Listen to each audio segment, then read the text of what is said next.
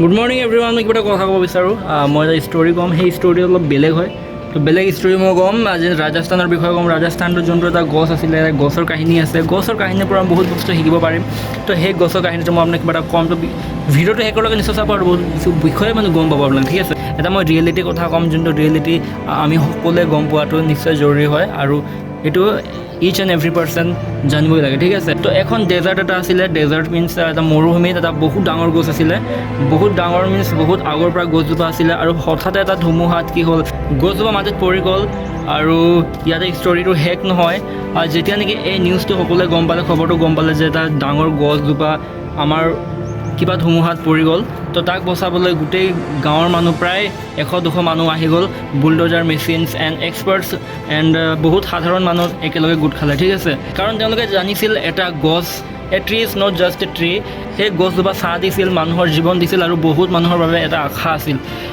দিনে ৰাতি হাৰ্ডৱৰ্ক কৰাৰ পিছত সেই গছজোপাক পুনৰ থিয় কৰাবলৈ তেওঁলোকে সমৰ্থন কৰিলে, পুনৰ থিয় কৰাবলৈ সক্ষম হ'ল আৰু অলপ দেৰিৰ পিছত গছজোপা থিয় হৈ গ'ল। এতিয়া অলপ ভাবি চাওক আপোনালোকে, যিখন মৰুভূমিত এটা গছৰ ইমান ভেলু, তাক বচাবলৈ গোটেই কমিউনিটি, গোটেই গাঁৱৰ মানুহে একলগ হয়। আৰু আমি সেইখন ঠাইতে থাকোঁ, সেইখন দেশতে থাকোঁ আৰু আমি প্ৰতিদিনে হাজাৰ হাজাৰ গছ কাটি আছোঁ। কেতিয়াবা ৰোড প্ৰজেক্টৰ নামত, কেতিয়াবা বিল্ডিং কনষ্ট্ৰাকশ্যনৰ নামত আৰু কেতিয়াবা ডেভেলপমেণ্টৰ নামত। এটা গছে অক্সিজেন দিয়ে, এটা গছে আমাক ঠাণ্ডা কৰি ৰাখে আৰু এটা গছে বহু জীৱ জন্তুৰ ঘৰ হয়।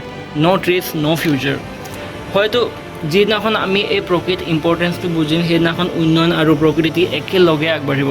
তেতিয়ালৈকে প্ৰতিটো কটা গছ কেৱল গছ নহয়, সেয়া আমাৰ ফিউচাৰৰ বাবে এটা অংশ, যিটো আমি নিজে ধ্বংস কৰি আছোঁ। কাৰণ আমি এনেকুৱা যদি কৰি থাকিম, এটা সময় এনেকুৱা আহিব, আমাৰ বাবে টকা ইম্পৰ্টেণ্ট নহ'ব, আমাৰ বাবে অক্সিজেন ইম্পৰ্টেণ্ট হৈ পৰিব। আৰু সেই দিনটো আৰু বহুত বেছি দূৰ নহয়, ওচৰ আহি পাইছে। কাৰণ ইয়াত এটা কথা আছে, কিবা কৰাতকৈ কিবা নকৰাটোৱে বেষ্ট বুলি কয়। মানে কুছ কৰনে से कुछ না करना भी बेटर हो सकता है। যদি আপুনি গছ ৰুব পৰা নাই, তেতিয়াহ'লে গছ এনেই নাকাটিব।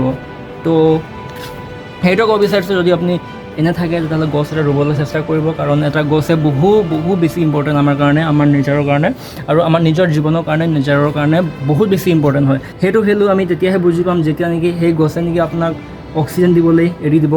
কাৰণ যদি আমাৰ ইয়াত গছে নাথাকিব, তো অক্সিজেন আমি কেনেকৈ পাম, ঠিক আছে। তো ইয়াত এটা কথা আছে, যোনটো বস্তু নেকি আমি ফ্ৰী পাই আছোঁ বহুত আগৰ পৰা, তো সেইটো বস্তুক আমি ভেলু নকৰোঁ। যোনটো বস্তু আমি ভেলু নকৰোঁ, সেইটো পিছত গৈ পিনে বহুত ভেলুৱেবল হৈ যায়। অক্সিজেন আপুনি এটা বহুত ফ্ৰী পাই আছে, গছে আমাক অক্সিজেন দি আছে, আপুনি অক্সিজেন ফ্ৰীকৈ পাই আছে। তো এইটো আপুনি একো ভেলু বুজাই নাই, আপোনালোকে একো ভেলু পোৱাই নাই, ঠিক আছে। কিন্তু যিদিনাখন অক্সিজেন শেষ হৈ যাব, গছে আমাক অক্সিজেন দিয়া বন্ধ কৰিব, তেতিয়াহে আপুনি সেই বস্তুটোৰ মূল্য বুজি পাব, ঠিক আছে।